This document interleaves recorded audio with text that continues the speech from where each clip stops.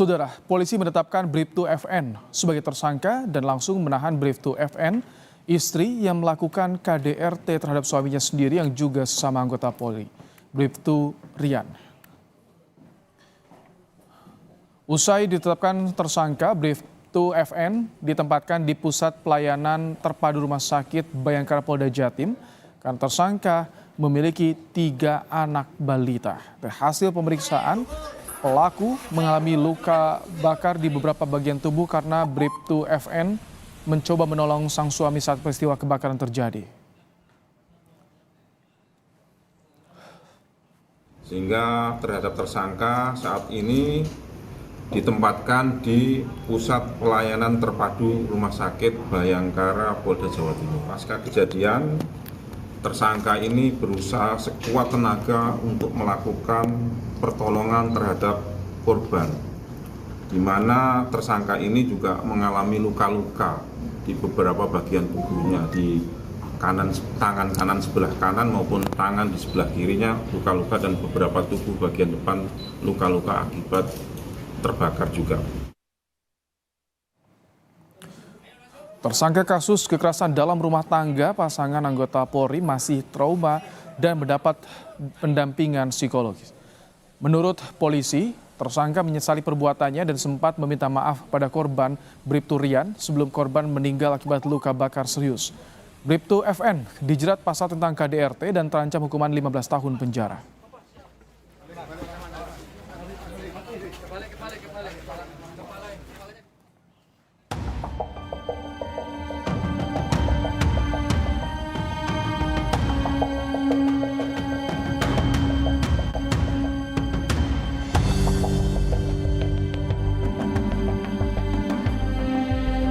Jenazah Bribtu Rian telah dimakamkan di kampung halamannya, Jombang, Jawa Timur. Sebelumnya, korban dan istrinya yang merupakan anggota poluan cekcok di rumah mereka di asrama polisi di Mojokerto.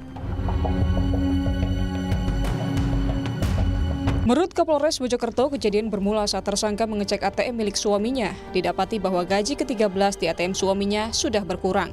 Belakangan diduga gaji sang suami digunakan untuk judi online. Sekitar pukul 10.30 korban pulang. Tidak berapa lama, keduanya terlibat cekcok.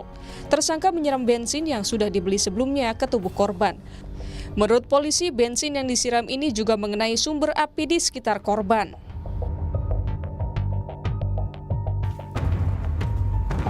Jenazah telah dikebumikan. Pemakaman Bribtu Rian dilakukan dengan upacara kedinasan, disaksikan keluarga, kerabat, dan rekan dari anggota Polres Jombang dan Mojokerto.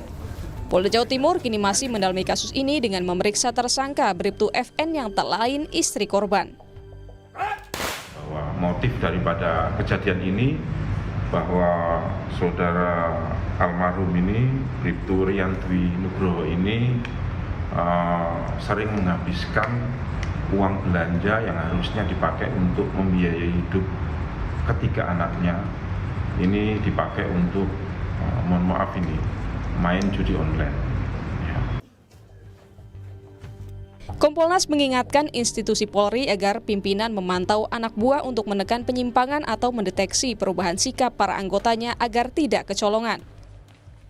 Ya, pengawasan oleh Polri tentunya bisa dilakukan baik oleh pengawas internal, tetapi yang menurut kami paling penting adalah pengawasan melekat yang dilakukan oleh atasan langsung. Karena yang bisa mendeteksi bagaimana perubahan sikap anak buah, perilakunya, dan sebagainya adalah atasan langsung. Karena terus terang kami mengamati ketika atasan tidak peduli dengan anggotanya, maka dia akan kecolongan. Polda Jawa Timur saat ini tengah mendalami kasus ini dengan memberikan pendampingan tim trauma healing dan psikiater bagi istri korban yang telah ditetapkan sebagai tersangka atas KDRT yang menewaskan Bribtu Rian. Tim Liputan, Kompas TV. Untuk membahas lebih dalam soal kasus KDRT pasangan anggota Polri, kita bahas bersama dengan kriminolog Universitas Indonesia, Hanifah Hasna. Selamat petang, Bu Hanifah. Selamat petang, Mas Brahim. Baik, Bu Hanifah, bagaimana harusnya polisi menyidik kasus ini? Dengan latar belakang ada judi daring, kondisi psikis pelaku juga masih trauma, Bu Hanifah. Oke, baik. Sebetulnya ini masalah yang agak-agak rumit ya, Mas, ya, karena pelaku adalah korban, gitu ya. Korban dari apa? Dari KDRT itu sendiri, bahwa ada penelantaran di sini ketika seorang suami tidak terbuka secara keuangan terhadap istri dan menggunakan uang itu untuk hal-hal yang lain. Padahal suami sendiri adalah seorang polisi, di mana, institusi Polri itu sedang berupaya untuk menutup, atau menyelesaikan permasalahan judi online ini, tetapi justru melakukan, permainan itu sendiri. Sehingga hal ini bisa, berakibat kepada kinerja kepolisian itu sendiri. Ini yang membuat, kasus ini menjadi lebih rumit lagi gitu ya. Nah, padahal istri kan sedang melahirkan anak ya, baru 4 bulan. Ini pasti sedang mengalami baby blues, di mana seorang istri yang mengalami baby blues itu kondisi emosionalnya itu sedang terganggu. Mereka sedang mengalami kondisi-kondisi tidak nyaman, ditambah lagi dengan permasalahan-permasalahan berat yang membuat mereka semakin kesulitan menjalani hidup. Ini yang membuat seorang istri menjadi, yang awalnya menjadi korban, sekarang menjadi pelaku. Seperti itu Mas Ibrahim. Jadi bagaimana ini soal penyidikan yang harus dilakukan oleh polisi? Karena pelaku juga menyesali perbuatannya langsung menolong korban ke rumah sakit. Artinya ini bisa dikatakan tidak ada niat untuk melukai korban sebetulnya, Bu Hanifah? Biasanya macam-macam motif dari, perilaku kekerasan ini. Bisa jadi si istri itu hanya ingin menakut-nakuti suami tetapi kalau dari prosesnya kan sudah nampak sekali dia membeli bensin eceran dimasukkan ke dalam plastik, terus melakukan, mau memotret, gambar itu untuk menakut-nakuti suami. Tetapi mungkin kejadiannya menjadi semakin berat ketika tidak sengaja api itu menyala dan menyambar. Jadi mungkin bisa ditanya lagi atau diinterogasi lagi, pelaku ini sebetulnya benar-benar ingin melakukan pembunuhan atau hanya ingin menumpahkan kekesalannya karena suami tidak bertanggung jawab terhadap istri. Baik, Bu Hanifah, ini yang jadi catatan latar belakang judi daring. Padahal itu yang harus ditindak oleh polisi. Apa sih yang men-triggernya sehingga ini korban bisa terjerumus atau ada pengawasannya lemah dari sini Anda melihat? Ya, jadi bisa jadi ini pengawasannya lemah dari institusi Polri itu sendiri ketika mereka tidak melakukan pengamatan langsung seperti yang disampaikan oleh, narasumber sebelumnya tadi, bahwa pimpinan harus melihat bagaimana perubahan sikap dan perilaku dari anggotanya. Karena ketika ada perubahan sikap, ini bisa terjadi karena internal atau eksternal. Internal bisa jadi karena keluarganya, karena kesulitan mengendalikan emosi, atau dari eksternal yaitu pekerjaan atau hal-hal lain, tuntutan masyarakat, tuntutan orang tua, atau tuntutan yang lain. Sehingga dan satu lagi tuntutan ekonomi. Ketika tuntutan ekonomi itu menjadi besar dan tidak ada cara lain untuk menyelesaikan, bisa jadi menggunakan judi online sebagai cara yang singkat untuk mendapatkan itu. Nah, kembali lagi ketika dia berjudi online, artinya kan ada sesuatu yang ingin dipenuhi, mungkin kebutuhan ekonomi. Lalu yang harus kita lihat adalah bagaimana kehidupan sehari-harinya. Apakah dia, jadi anggota yang hedon atau bagaimana, atau tuntutan dari mana sehingga dia tidak bisa menggunakan uang penghasilan dari, institusinya untuk memenuhi kebutuhan hidupnya. Bu Berarti ini Hanifah, harus ada ya? baik. Bu Hanifah, dengan kondisi anak yang masih balita, latar belakang percecokan juga, kemudian psikis dari pelaku yang masih trauma, apakah ini bisa menjadi meringankan untuk proses hukum bagi pelaku atau bagaimana? Kembali lagi, kita harus melihat motifnya seperti apa. Apakah benar dia ingin membunuh atau ingin menakut-nakuti, tetapi apesnya adalah itu tadi, menyala gitu ya. Padahal kalau dilihat dari runutannya, dia itu adalah korban. Nah, korban itu kan jelas-jelas dia akan melakukan karena kemarahan akibat dari, sosio-emosional tadi yang tidak selesai gitu ya.